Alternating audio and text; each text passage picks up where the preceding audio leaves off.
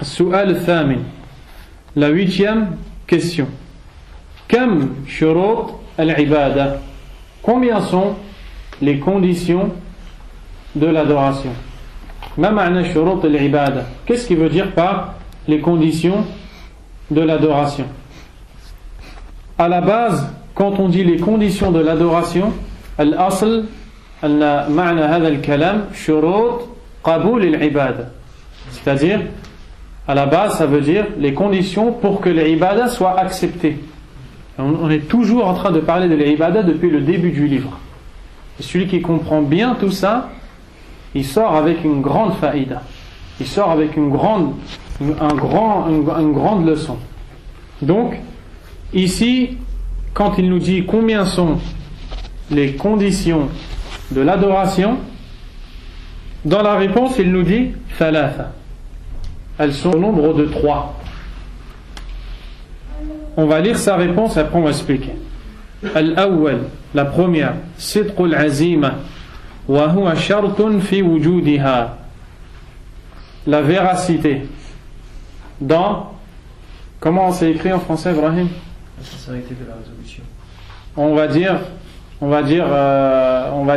le fait d'avoir la pleine résolution, la pleine envie, la véracité, la pleine envie, comme je dis là, la pleine envie, la véracité pour faire cette chose-là.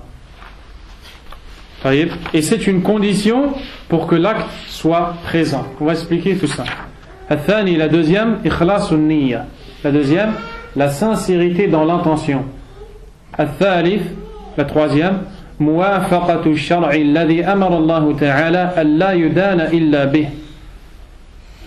Être en accord avec la législation d'Allah, être en conformité avec l'ordre d'Allah Azza wa Jal, l'ordre au sujet duquel Allah Azza wa Jal a ordonné qu'on ne suive pas autre que celui-là ou que celui-ci.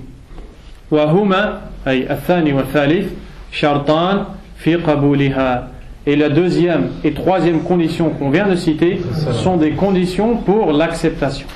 Donc maintenant on a compris que quand il dit les conditions de l'adoration, il nous a donné les conditions pour faire une adoration, et il n'y en a qu'une, et les conditions pour que l'adoration après ça elle soit acceptée, il y en a deux.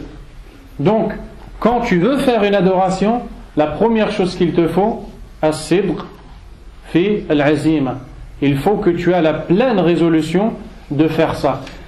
C'est-à-dire que tu sois véridique et que tu aies vraiment envie de faire cette chose-là. Pourquoi? Parce que les munafiqun, comme on va le voir après dans le livre, les hypocrites, ils font des salawat, mais ils n'ont pas cette pleine envie de faire ça. Et Allah Azza wa Jal, quand il a parlé d'eux, il a dit qu'ils sont paresseux. C'est-à-dire qu'ils n'ont pas envie en vérité. Et lorsqu'ils se lèvent à la prière, ils se lèvent paresseux. Ils se lèvent paresseux, ils veulent que les gens les voient.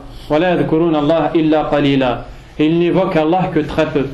Donc, le croyant, lui, il doit avoir envie. Quand il fait une adoration, il doit avoir envie, une envie pleine de la faire. Il doit être véridique dans ça. Et la deuxième et la troisième adoration, la deuxième condition et la troisième, c'est pour qu'elle soit acceptée. Donc la première condition, c'est pour faire l'acte. Quand tu veux aller faire, il te faut sidq. L'azima, c'est pas la décision. L'azima, non, l'azima c'est Ya'zam, c'est voilà, barakallahu fik, exactement, la détermination.